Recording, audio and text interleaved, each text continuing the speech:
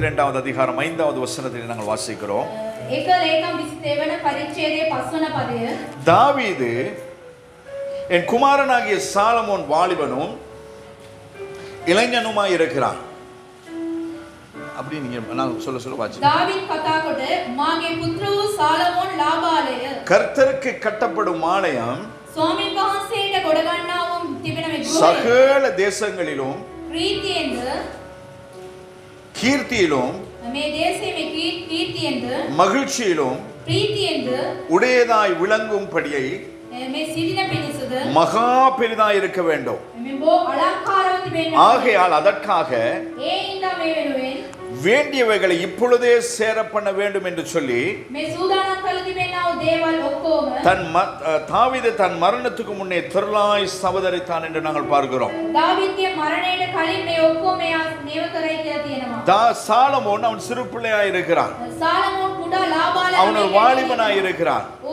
லாபால කෙනෙක්. ஆனால் தாவீது என்ன சொல்லுகிறான்? தாவீது මොනවද කියනවා? நான் மரித்து போகும் முன்பதாக මම මැරෙන්න කලින් தேவனுக்கு கட்டப்படும் அந்த மாளிகைக்கு தேவையானதை தேவ மாளிகாවට சாதாரணට තිබෙනා වූ සෑම දෙයක් நான் சேர்த்து வைக்க வேண்டும் என்று சொல்லி அவன் சேர்த்து வைக்க ஆரம்பிக்கிறான். එයා රැස් කළ සූදානම් කළ තියෙන්න ඕනි කියලා ඒව සූදානම් කරනවා. இன்னைக்கு நாம நமக்கு ஆஸ்திகளை சேர்த்து கொண்டிருக்கிறோம். අපිට බොහෝ දේවල් අපි රැස් කර ගන්නවා. நாம் நமக்கு சொத்துக்களை சேகரித்து கொண்டிருக்கிறோம். අපිටම කියලා ඉඩකඩම් සූදානම් කරනවා. நாளைக்கு தேவை, வார வருஷத்துக்கு தேவை என்று சொல்லி நாம் நம்முடைய பிள்ளைகளுக்கு சேர்த்து வைத்துக் கொண்டிருக்கிறோம். ඒට දවස ගැනත් ලබන අවුරුද්දේ ගැනත් අපි ඔක්කොම අපි සූදානම් කරනවා. என் பிள்ளைக்கு 85,500 சில்லறனா யூனிவர்சிட்டிக்கு கட்டணும். මගේ දරුවාට ඇවිල්ලා මෙච්චර මුදලක් මම ගෙවන්න ඕනේ යුනිවර්සිටි එකට. கையில் ஒண்ணுமே கிடையாது. අතේ මොකුත් නැහැ. ஆனால் கர்த்தர் செய்வார். දෙවියන් වහන්සේ කරයි. இதுதான் நம்முடைய நம்பிக்கை. මේක තමයි අපේ ඇවිල්ලා. ஆனால் ஆண்டவருடைய ஊழியத்தை செய்கிறதுக்கு நானோ என்னுடைய குடும்பமோ இதுவரையும் சோர்ந்து போனது கிடையாது, இனியும் சோர்ந்து போக போறது கிடையாது. දෙවියන් වහන්සේගේ සේවය කරන්න අපි තව වෙන දුර ඇවිල්ලා පිටපස්සට ගියේ නැහැ. තවත් ආයි යන්නෙත් නැහැ. ஏனென்றால் என் ஆண்டவர் என்னை நம்பி இந்த ஊழியத்தை கொடுத்திருக்கிறார். ස්වාමීන් වහන්සේ මාව ඇවිල්ලා විශ්වාස කරලා මේ සේවය දීලා තිබෙනවා. ஹalleluya. ஹalleluya. இந்த நாளிலே காலையிலே நான் ஜெபிக்கும் பொழுது கர்த்தர் எனக்கு ஒரு திடீரென்று ஒரு காரியத்தை எனக்கு சொன்னார். උදෑසන මම යාඥා කරන විදිහදී දෙවියන් වහන්සේ මේ දේ කිව්වා මට. அது நான் எதிர்பாராத ஒரு காரணம். මම බලාපොරොත්තු වෙච්ච නැති දෙයක්. அந்த காரியத்தை குறித்து நான் என் மனைவியோடும் கூட பேசவில்லை. ඒ කාර්යය ගැන මම බිරිඳ සමගත් කතා කරන්නේ. சபை மூப்பரோடு கூட பேசவில்லை. සභාවේ කට්ටියත් එක්කත් මම කතා කරන්නේ. சம்பந்தப்பட்டவருக்கும் அது தெரியாது. ඒක ඒ ගැන ඉන්න දන්න කට්ටියට දන්නේ නැහැ. அது தெரிந்தது ஒரு ரெண்டே பேர்.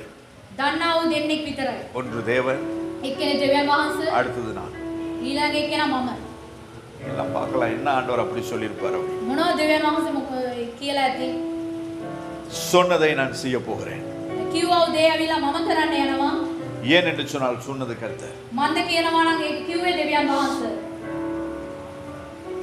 ஜெஷுவை கர்த்தர் ஊழியத்துக்கு அபிஷேகம் செய்யும்படியாக சொன்னார். சகோதரியா ඇවිල්ලා සේවයට ඇවිල්ලා ආලේප කරන්න කියලා දෙවියන් වහන්සේ කිව්වා. அவர் எப்ப ஊழியத்துக்கு வருவார்னு தெரியாது. කවදද එන්නේ කියලා දන්නේ නැහැ. எப்படி ஊழியம் செய்வார்னு தெரியாது. කොහොම කරයිද කියලාවත් දන්නේ නැහැ. அவர் கற்பத்திலே உருவான அந்த நாள் முதல் கொண்டு அவர் பிறக்கும் வரைக்கும் ඒ ගර්භාෂයේ පටන් එයා උපත ලබන තෙක් ஒவ்வொரு நாளும் எண்ணெய் பூசி அந்த வயிற்றிலே கை வைத்து நான் ஜெபித்திருக்கிறேன். ඒ බඩේ ඇවිල්ලා මම අත තියලා තෙල් ආලේප කරලා යාඥා அதுக்கு என்னுடைய කරලා மனைவி சாட்சி. ஏன்னா அவங்க கை வயிற்றுல தான் வச்சிருக்கு. එයාගේ බඩේ අත තියලා තමයි මම යාඥා කරේ. வேற ஒருத்தட கை வயிற்றுலயும் வைக்கல.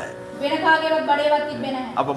அப்ப இருந்த அத்தனை நாட்களும் එයා හිටියා ඔය සෑම දවස්වල ஒவ்வொரு நாளும் அவருடைய அதாவது வீட்டிலே இருந்த அத்தனை நாட்களும் அவருடைய வயிற்றிலே கை வைத்து எண்ணெய் பூசி நாங்கள் ஜெபம் பண்ணியிருக்கிறோம். එයාගේ බඩේ අත තියලා මම තෙල් ආලේප කරලා යාඥා அதே ஆண்டவர் தான் காலையில நான் இங்க எல்லாம் செய்து விட்டு ஆபீஸ்ல போய் உட்கார்ந்து ஜெபம் பண்ணும்போது ஆண்டவர் சொன்னாரு அபிஷேகம் பண்ணு. මම ඔක්කොම කරලා ඔෆිස් එකේ වාඩි වෙලා ඉන්නකොට දෙවියන් වහන්සේ කිව්වා ආලේප කරන්න කියලා. எப்படி ஆண்டவரே?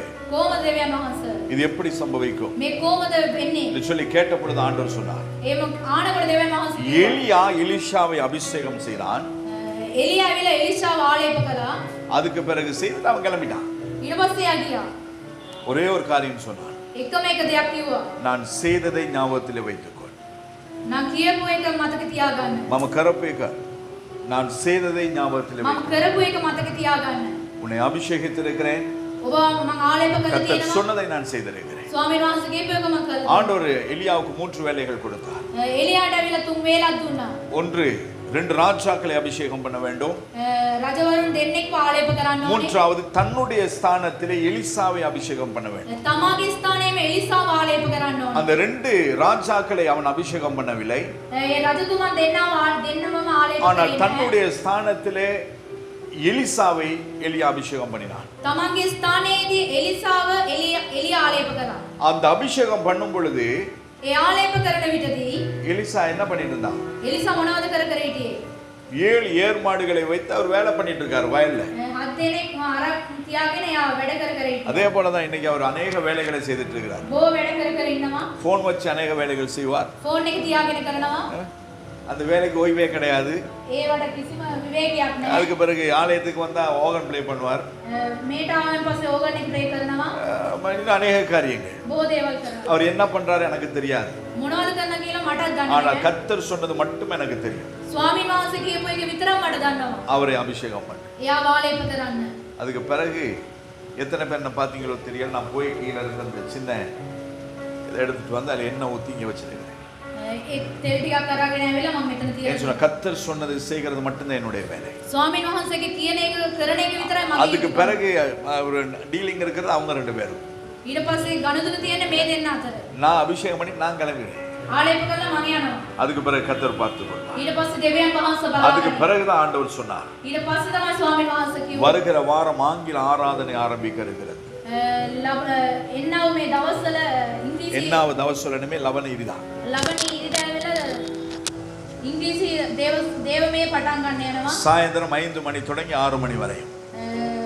අවස 5 ඉඳලා 6 වෙනකම්. ஊழியம் சின்ன ஊழியம் பெரிய ஊழியம்னு ஊழியத்துல கிடையாது. කුඩා ඒක ලොකු එක කියලා සේවාව. நாங்கள் எதை செய்தாலும் கர்த்தருக்கு செய்கிறோம்.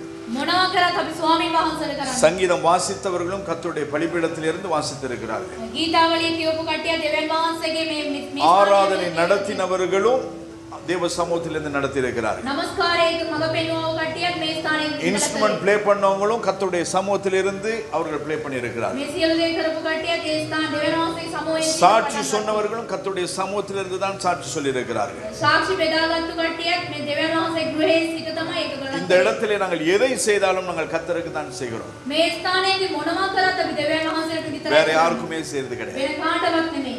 அப்ப கர்த்தர் சொன்னதை நாங்கள் செய்ய போகிறோம். ස්වාමීන් වහන්සේ කියපු එක අපි කරන්න යනවා. அதுக்கு பிறகுதான் இப்பதான் இந்த வசனமே எனக்கு புரிகிறது. ඊට මේ වචනේ දැන් තමයි පැහැදිලி වෙන්නේ.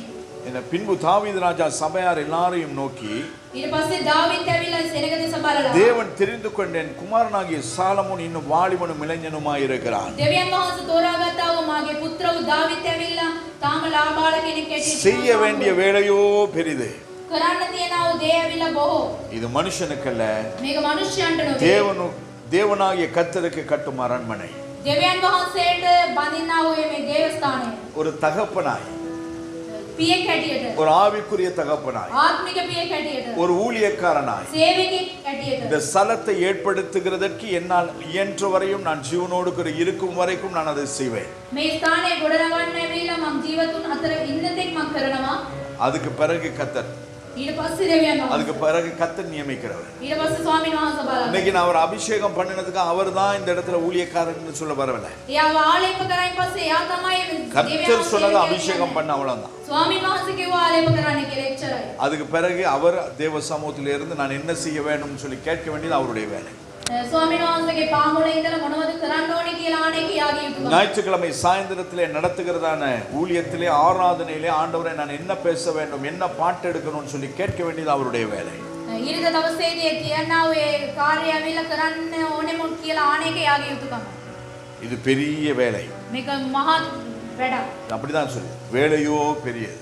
වැඩම ලොකු වැඩක් මේ. தேவனுக்கு ஊழியம் செய்கிறது லேசான வேலை கிடையாது. දෙවියන් වහන්සේට සේවය කරන එක පොඩි දෙයක් නෙමෙයි. சௌர டேசி சொன்னது போல සහෝදරය කිව්වා වගේ. 16 வருஷங்கள் මේ අවුරුදු 16ක්. அதற்கு முன்பதாயும் நாங்கள் ஊழியம் செய்திருக்கிறோம். ඒකට කලිනුත් අපි සේවය කළා තියෙනවා. வேதாகம கல்லூரிக்கு போகும் பொழுது ஜெஷு ரொம்ப சின்ன பையன்.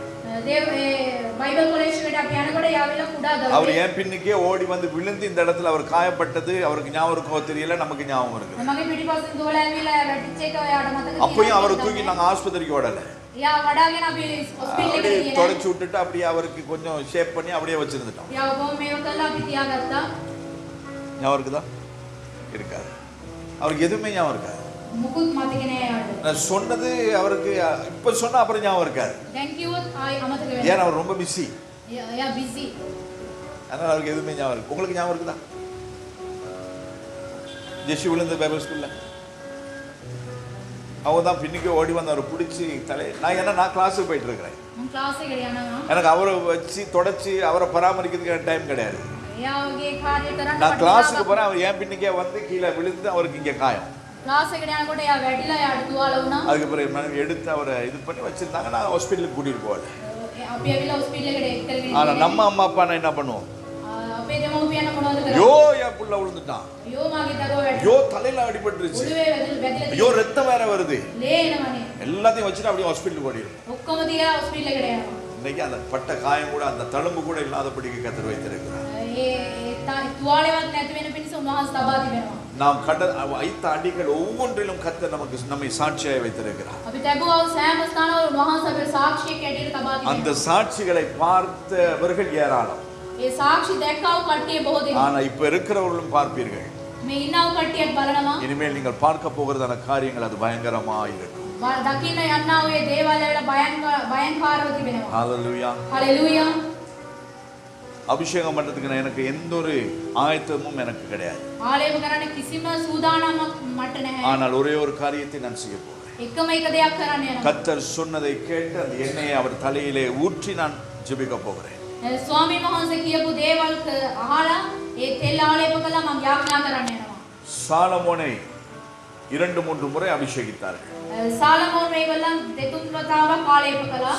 தாவீதை 2-3 முறை அபிஷேகித்தார்கள். දාවීද දෙතුන් වතාවක් ආලේප කළා. அதற்கு ஆதாரங்கள் வேதத்தில் இருக்கிறது. ඒකට ඇවිල්ලා බයිබලයේ ඇවිල්ලා වචන තියෙනවා. இன்று அவருடைய ஊழியத்துக்கு ஒரு ஆரம்பமாய் அந்த அபிஷேகம் இருக்கு.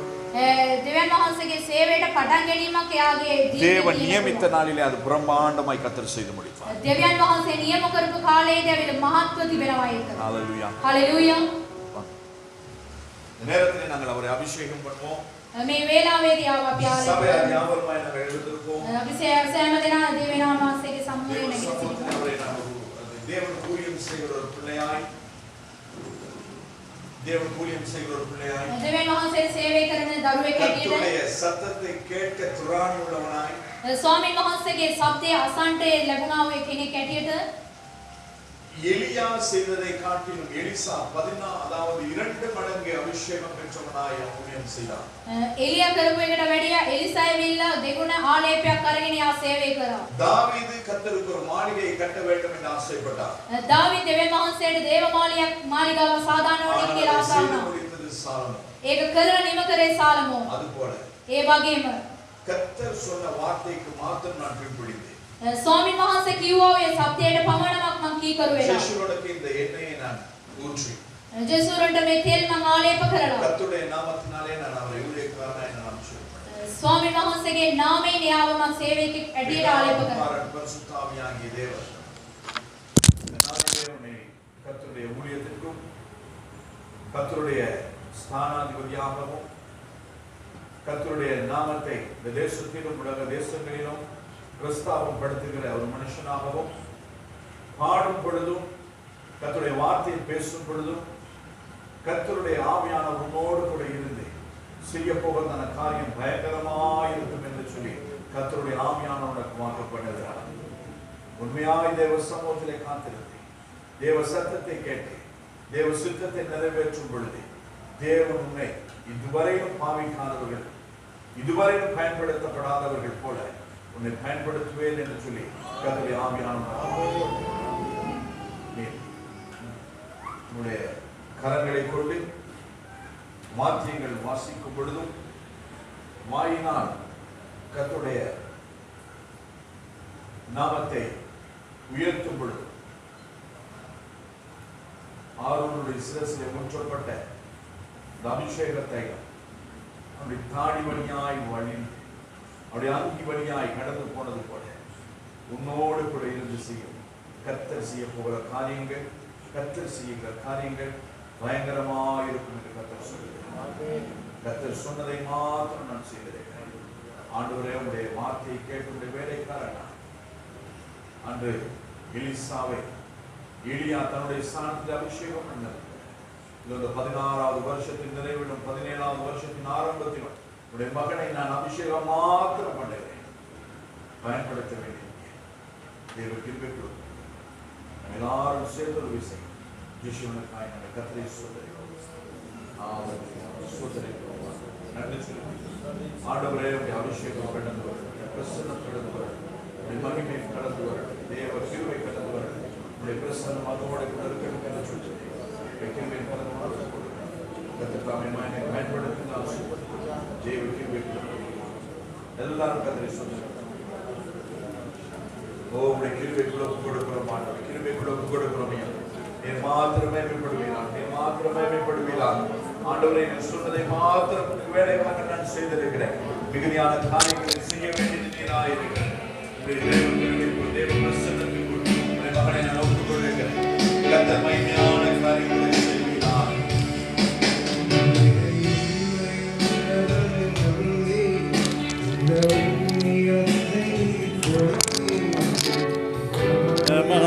நான் நிறைவேற்றுவே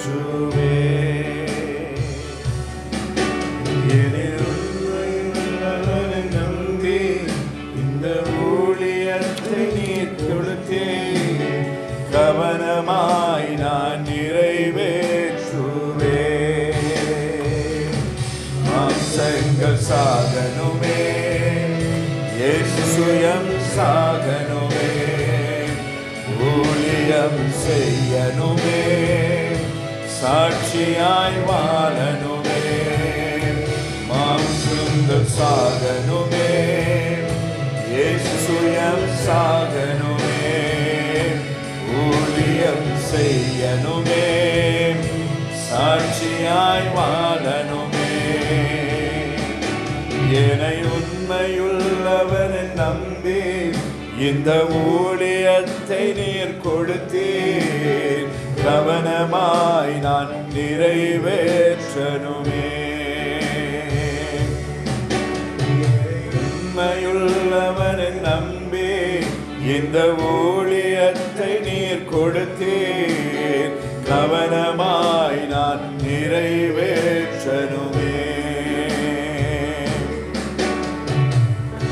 கல்லப்பட்ட கல்லாக இருந்த என் வாழ்க்கையை கோபுரமாய் மாற்றிட வந்தவரே.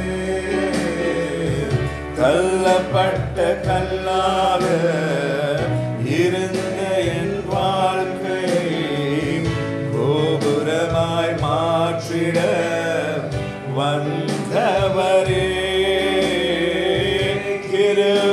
கிருபையினாலே உயர்த்தினீரே,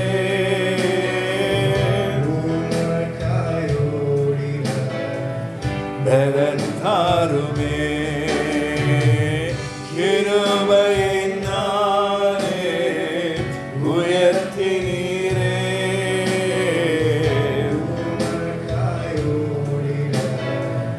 பலன் தாருமே. இயேசுயம் சாகனுமே, ஊழியம் செய்யனுமே, சாட்சியாய் வாழனுமே. மாம்சங்கள் சாகனுமே, இயேசுயம் சாகனுமே, ஊழியம் செய்யனுமே, சாட்சியாய் வாழனுமே.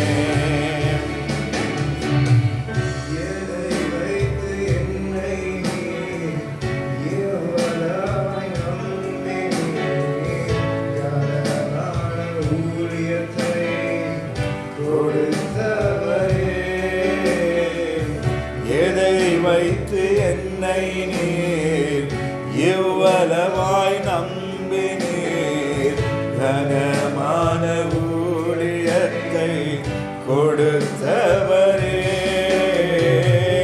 பரிசுத்த ஆவியார் நிரம்பிடுமே,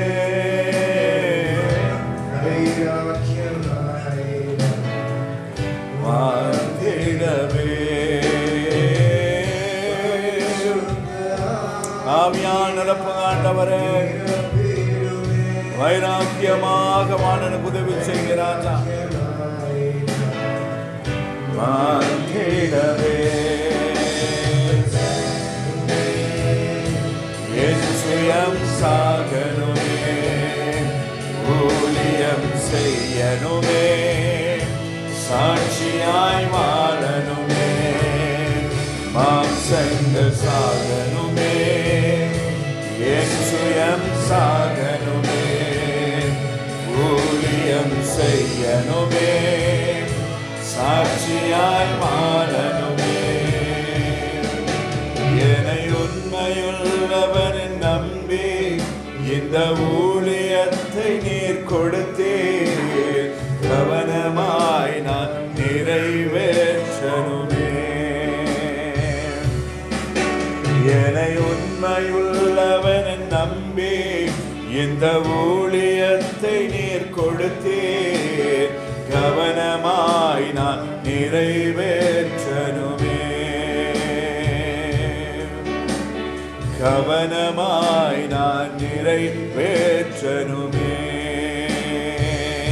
மாம்சங்கள் சாகனுமே, என் சுயம் சாகனுமே, ஊழியம் செய்யனுமே, சாட்சியாய் வாழனுமே, மாம்சங்கள் வாகனுமே, என் சுயம் சாகனுமே, ஊழியம் செய்யனுமே, சாட்சியாய் வாழனுமே.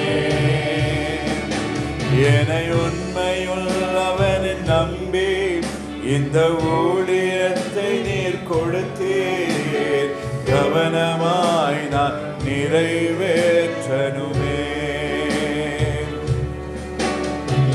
உண்மையுள்ளவன் நம்பி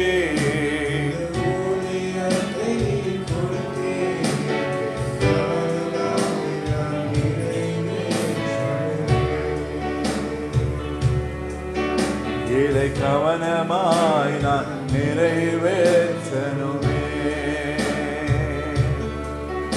இதை கவனமாய் நான் நிறைவேற்றனுமே. இதை கவனமாய் நான் நிறைவேற்றனுமே. மாம்சங்கள் சாகனுமே, என் சுயம் சாகனுமே, ஊழியம் செய்யனுமே, சாட்சியாய் வாழனுமே. மாம்சங்கள் சாகனுமே, என் சுயம் சாகனுமே, ஊழியம் செய்யனுமே, சாட்சியாய் வாழனுமே.